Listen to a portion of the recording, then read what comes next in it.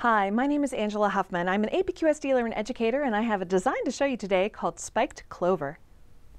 So we're going to start with a curl, go up into a curl, and then I'm going to bounce out with a couple of, I kind of think of it like the letter 3, tuck my tail into the 3, swoop up into the head of the 3, and back out again. And then I'm going to go up and do it upside down. So a curl, and then I think of it as kind of a number 3, tuck into it, swoop out to the top, and head back down. So I'm doing it right side up, upside down, so that there's no, north or south to it as you fit it onto your quilt. And play with this one. You might play with it. When I did it, I played with it right side up only until I felt comfortable with it to where I could flip it right side up, upside down. So let me just do it in one direction for a little bit here. So a curl, and then like a number 3, tuck my tail way in, swoop up into the head of the 3, and back out. All right, so let's do it again. A curl,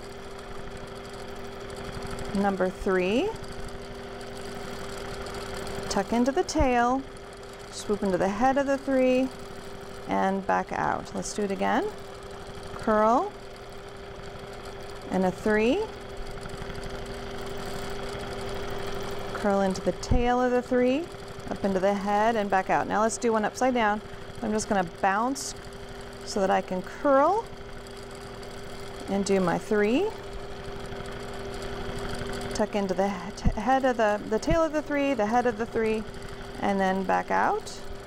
And now I'm going to do it right side up. So doodle this one out. See if you can draw it right side up first, and then challenge yourself to do right side up and upside down.